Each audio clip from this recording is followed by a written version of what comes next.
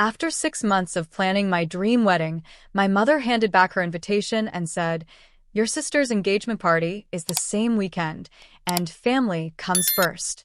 My lawyer begged me to delay the ceremony. I said, "No, we're getting married on schedule." Everyone thought I was being stubborn out of spite. But as I stood at the altar, I wasn't crying over my mother's empty seat. I was watching the guest list fill up with the city's most powerful figures. 2 days later, my mother called, hysterical, when she opened the front page of the business section and realized who had put the ring on my finger. "I'm glad you're here. Follow my story until the end, and comment the city you're watching from so I can see how far my story has reached." My name is Chloe, and at 28 years old, I finally learned the hard truth about where I stood in my own family. Growing up, my younger sister, Vanessa, was always the golden child. Whatever Vanessa wanted, Vanessa got. I was the quiet, independent daughter who paid her own way through college, built a career in marketing, and never asked for handouts. I always hoped that once I reached the big milestones in life, my mother would finally look at me with the same pride she showered on my sister. I was wrong. When Julian proposed to me after 3 years of dating, I was overjoyed. We spent 6 meticulous months planning an intimate, yet beautiful wedding. I personally handed my mother her gold-embossed invitation, my heart beating fast with excitement. She glanced at the card, didn't even open it, and set it casually on the kitchen counter like a piece of junk mail. "Oh, Chloe," she said, leaning back with a heavy sigh. "You're going to have to change the date." I froze. "What?" "Mom, the venue is booked, the deposits are paid, and the date is set." "Why would I change it?" "Because Vanessa's fiancé is proposing this week, and we're throwing their engagement party that exact same weekend," she replied, her tone completely devoid of empathy. "Family comes first, Chloe. Your sister has been planning her dream life for years, and we need to launch her engagement properly. It's a major social event." "A party?" I asked, my voice trembling. "You're asking me to cancel my actual wedding for a party that hasn't even been planned yet?"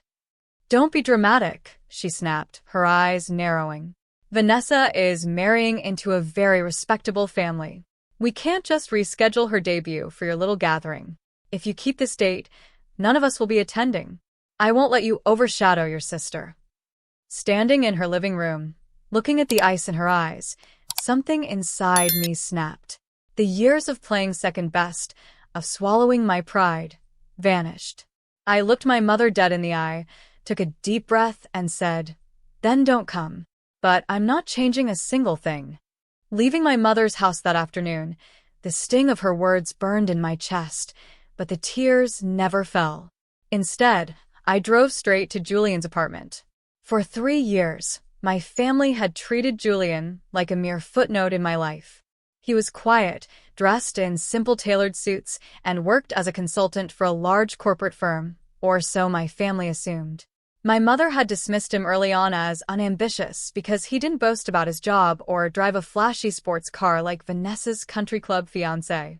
They never bothered to look closer, and Julian preferred it that way. When I sat on his sofa and explained that my mother, sister, and the rest of the family were boycotting our wedding, Julian didn't get angry. He simply poured me a glass of water, sat beside me, and listened attentively. "Chloe," he said gently, taking my hands in his. "A wedding is a celebration of our future, not a performance for people who only love you conditionally. If they choose not to stand beside you, then they are simply making room for the people who truly care." What my family didn't know was that Julian wasn't just a consultant. He was Julian Sterling, the sole heir and newly appointed CEO of Sterling Enterprises, one of the largest global logistics and investment conglomerates in the country. He had intentionally kept a low profile while taking over the helm of his family's empire, wanting our relationship to be built on genuine love, not high society expectations. Over the next few weeks, while my mother posted relentless updates on social media about Vanessa's event of the season, hiring luxury caterers and buying designer dresses for an engagement bash, Julian and I quietly refined our wedding plans. We didn't need to post online or prove anything to the world. Julian's assistant handled the discreet security arrangements and private transportation for our guests, while I finalized my custom silk gown. Every time my mother sent a passive-aggressive text reminding me that there was still time to apologize to Vanessa, I simply locked my phone and moved on. They thought they were punishing me by withdrawing their presence, completely blind to the fact that they were locking themselves out of the grandest event our city would see all year. On the morning of my wedding, the silence in the bridal suite was heavy, but remarkably peaceful. As the makeup artist adjusted my veil, I looked at the empty chairs where my mother and sister should have been sitting. For a brief moment, a quiet ache settled in my chest. But when I looked in the mirror, wearing a bespoke silk gown designed exclusively for me in Paris, I knew I was stepping into a life far bigger than their petty drama. When the double doors of the Grand St. Regis ballroom swung open, my heart skipped a beat. The front row on the bride's side was entirely vacant, a silent, physical mark of my family's absence. But as my eyes swept across the rest of the grand venue, my breath caught in my throat. The hall was filled to capacity with over 300 guests, but these weren't ordinary attendees.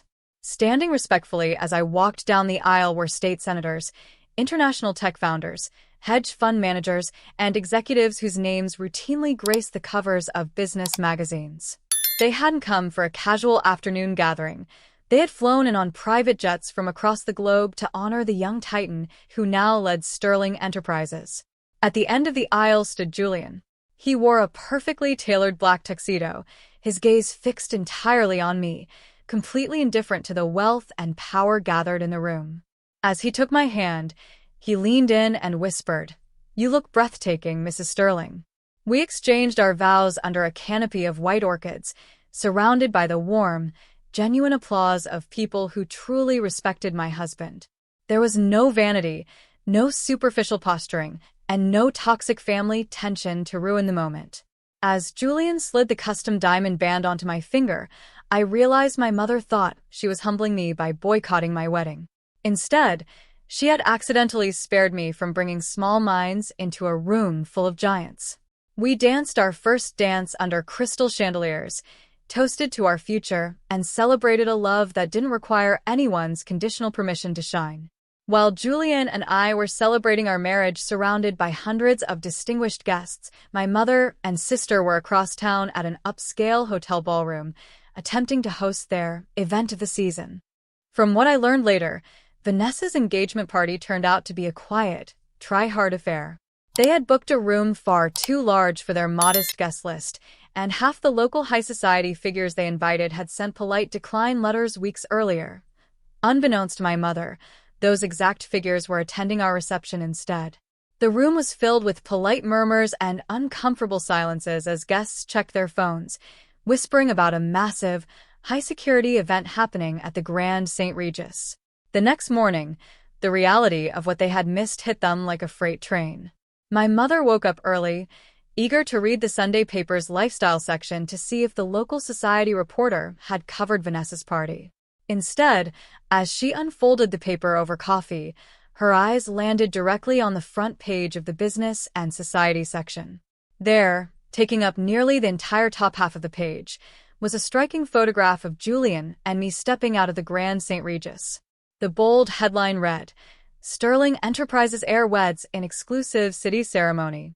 The article detailed Julian's quiet rise to CEO, his family's multi-billion-dollar global logistics empire, and the elite guest list of international leaders who had attended. The piece specifically highlighted my custom gown and noted that the couple had requested charitable donations in lieu of gifts. My mother's hands began to shake as she read every word, the cheap ceramic mug slipping from her fingers and shattering on the kitchen floor. She immediately called Vanessa, who rushed over in tears. They realized instantly that by trying to humiliate me, they had publicly exposed their own obscurity. They hadn't just abandoned the quiet daughter, they had publicly severed ties with the most influential family in the state, burning a bridge to unimaginable wealth and prestige over a petty engagement party no one would remember. My phone began ringing at 8 o'clock that morning, my mother's name flashing repeatedly across the screen. When I finally answered, her usual stern, patronizing tone was completely gone, replaced by a frantic, breathless stammer. "Chloe, darling," she gasped, her voice trembling. I just saw the morning paper. Why didn't you tell us who Julian really was? We had no idea. Oh, sweetheart, there's been a terrible misunderstanding. Vanessa and I are so eager to welcome him to the family. We want to host a private celebratory dinner for the two of you this Sunday. I sat back on the balcony of our penthouse, watching the morning sun reflect off the city's skyline, feeling nothing but profound peace. There was no misunderstanding, Mom, I replied calmly. You knew everything you needed to know about Julian. You knew he cared for me, and you knew he was standing beside me on my wedding day. You made your choice based on pride, and I respect your decision enough to let it stay that way. Before she could offer another desperate apology, I ended the call and blocked her number. Family isn't defined by bloodline or shared last names. It's defined by the people who choose to show up for you when it matters most. What would you have done if your family chose an engagement party over your wedding day? Would you give them a second chance? Comment your thoughts below.